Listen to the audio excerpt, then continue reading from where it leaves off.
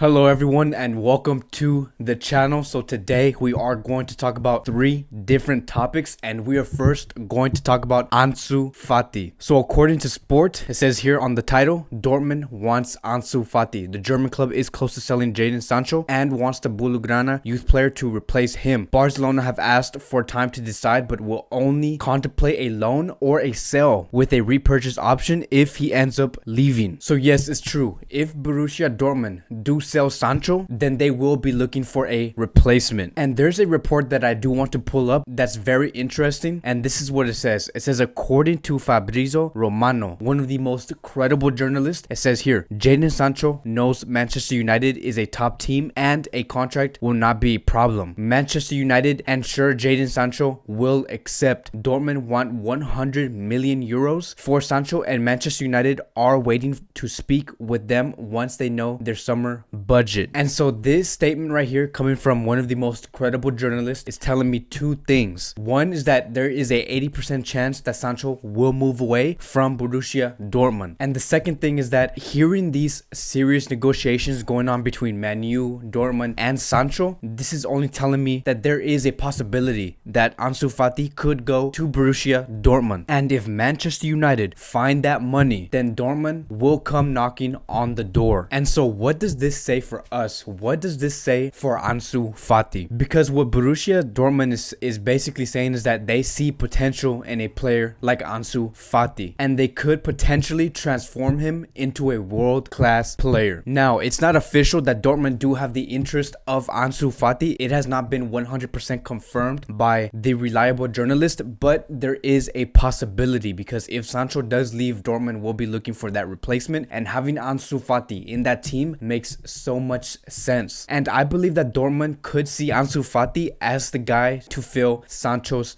shoes. And it's going to be very interesting how Ansu Fati does try to match that if he does go to Borussia Dortmund, because what Ansu Fati has to do is to replace Sancho's 17 goals, 19 assists in 35 games. But Borussia Dortmund do know how to develop young stars, which is why I believe this is a very exciting move. I will be very excited for Ansu Fati. And if Borussia Dortmund do a good job on developing this player, which I know that they will, then by no means go ahead. We should let go of Ansu Fati to Borussia Dortmund. Now, one thing to take note is that when Sancho does start in the starting 11, he usually starts on the right wing, and Ansu Fati starts on the left wing. But if we actually pay attention to Sancho's game with Borussia Dortmund, he does start on the right wing, but he shifts himself into the left wing. He likes to play on both areas, and that is something that Ansu Fati can do. He is adaptable. We have seen him play on the right wing with Barcelona. He does not play as good compared to playing on the left wing, but it is possible for him to shift on the right wing, on the left wing, if Dortmund does decide to actually replicate what Sancho does at Borussia Dortmund. And if Borussia Dortmund can get that out of Ansu Fati, then he will be a great success. And fun fact, if Dortmund does bring in Ansu Fati, it's going to be the exact same operation when Borussia brought Sancho in at 17 years old. Another factor that I do want to bring into this that I believe is going to play a huge role onto why Ansu Fati might move to Borussia Dortmund is because of the saturated front line. Because we have to remember that the only reason why we even saw Ansu Fati this season is because we had very little attackers left on the squad. We only had Messi and Griezmann because Suarez was injured, Dembele was injured, and we had no real other backup attacker. And that is why we brought in Ansu Fati. And going into next season, when everybody's back, when everybody's fit, when everybody's healthy, we're going to have Messi, Suarez, Griezmann, Dembele, Martin Braithwaite, the new arriving Trincao, and then we either might get Neymar or Lautaro Martinez. So it's going to be very, very saturated. And the last thing that I want to see is for Ansu Fati be on the bench. Now, there has been reports that he could go into Barca B and play more minutes, but I don't want that. I want Ansu Fati to taste that first team football. He deserves it. He's good enough, and he has proved why he belongs in the first team and deserves to play against world-class players. So if Ansu Fati does move to Borussia Dortmund, what type of deal do we want to see? And I believe that the best solution for this would be a 1-year loan, because by the end of that loan, we will have a new board, a new coach, multiple players will be leaving, they will be seeing the exit door, and by the end of that season, if we are okay, if we do have the attackers that we need and we look like we are in a very healthy state, and Ansu Fati is doing well at Borussia Dortmund and he's excelling, then why not maybe give him one more loan season after that? Then we can bring him back at 19 years old, fully developed and fully experienced. And that's the best thing about Ansu Fati, is that he's so young that even if we do loan him out for like 2 seasons, he'll still be coming in at a very young age. Now, when I'm saying that Ansu Fati should go to Borussia Dortmund to fully develop, is that me saying that he's a bad player? No, it's not that. It's just that I don't want him to pay the consequences for the lack of planning and the lack of project that Bartomeu created in Barcelona. Because look, to be honest, when we do have those group of players and attackers, are we going to find success next season? Yes, I believe that we are going to find great success for next season. But this Barcelona is being built for the now. And this is not a team that's built for the future, which means that Ansu Fati might not see those minutes. So if these reports do continue to come in and credible journalists do come in and say that there is a possible move of Ansu Fati going to Borussia Dortmund, by all means go for it. I do want to see him go. I do want to see him excel and become a better player. And so yes, final conclusion, I would give it a go. Now moving on to the next topic of the day, and we are going to talk about Cancelo. So according to Sport, Barcelona and Manchester City are in advanced talks over a deal that could take Nelson Semedo to the English club. City are prepared to include Cancelo in the deal as well as cash. And so what a deal, right? Semedo has been one of those players where he hasn't statistically brought any good attacking numbers on the field. And there has been a debate that Semedo has improved under Quique Setien. And there has been multiple people saying that we should give Semedo a chance next season, because who knows how he might perform under Quique Setien. But let me tell you this, if we swap Semedo for a player who brings more going forward, who gives us more of a attacking presence plus cash, and there has been reports that extra financial compensation could be around 25 million euros, I believe we should take it. And so what does this say for a player like Emerson? Because we have been talking about Emerson quite a few times, and Emerson is a good candidate to start for FC Barcelona also. And I think the best solution for Barcelona to have is to have Cancelo and Emerson occupy that right back position, because then we will see a healthy competition. Because let's be very honest right now, we do not see that with Semedo and Sergio Roberto. There is no healthy competition between those two. And having Cancelo and Emerson occupy that right back position and fighting for that spot could very much happen, because they will be there for their own reasons, right? Cancelo has been having a very shaky career. We saw him at Valencia and then go to Inter and then go back to Valencia, and then from Valencia he went to Juventus, and then from Juventus he went to Manchester City. And at Manchester City he is not a starter. And then when we move on to Emerson, Emerson has a very aggressive mentality. He does push for a move to FC Barcelona. He wants to be in the top level. And so again, they do have their own reasons. And going based off these stories and what they have said, we could see that healthy competition on that right back position. And that is exactly what Barcelona needs. And if you put them there on that right back position, they will show why they want to represent the badge. They will show why they want to start in the starting 11. But that's one solution. Could we actually see Cancelo and Semedo occupy that right back position? Yes, of course we can. But Semedo is that type of player where I don't want to see him coming in and out from the starting 11, and I don't want to see him fully start at FC Barcelona. Like, he's in the middle. He's in that gray area. Semedo is too good to be on the bench sometimes with other teams, which is why I say that maybe he could potentially fit at a team like Manchester City, Man United, maybe even Liverpool. But at Barcelona, it's hard to decide, because we are counting on a right back that does bring in those numbers, those goals, those assists. And so let me know what you guys think. It's a very tough situation for FC Barcelona. There are multiple solutions. It's all going to depend what Barcelona wants. Now moving on to the last topic of the day, and we are going to talk about Felipe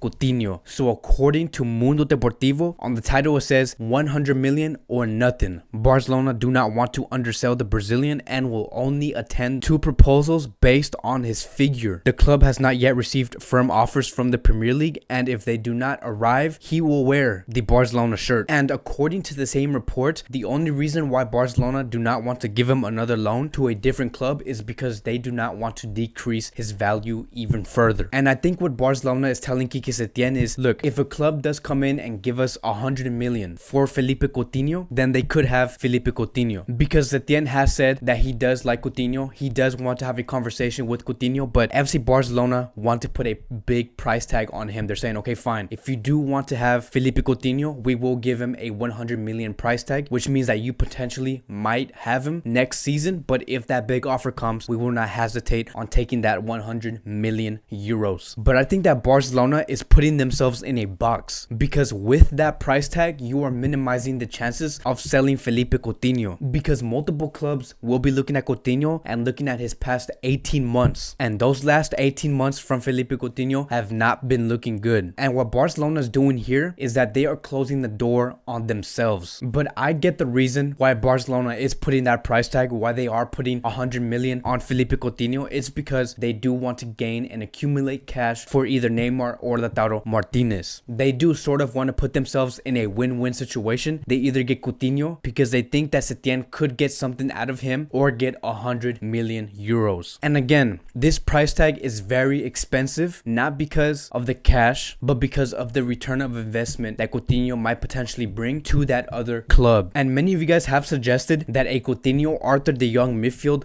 could work, and I have been looking at the stats of De Jong, of Arthur, and Coutinho on what they bring in the midfield, and honestly, while it does look good on paper, there is just too much of a tactical imbalance in that midfield. We need that pace and power in the midfield, and having Coutinho in that midfield is not going to help. And Barcelona will be going for that pace and power type of midfield in the future. And so could we see Coutinho start in the midfield? In my opinion, I don't see Coutinho starting in the midfield, which is why I believe that this 100 million euro price tag is putting Barcelona in a box. I just don't see how Coutinho can fit in the system along with Arthur and De Jong. Who knows what's going to happen, but I do hope that Coutinho does get sold, and even if it's not for 100 million, we could take him for around 90 million euros. So let me know what you guys think. That's my opinion, and that is it for today's Barcelona daily news. Thank you guys so much for watching, and I will see you guys in the next video.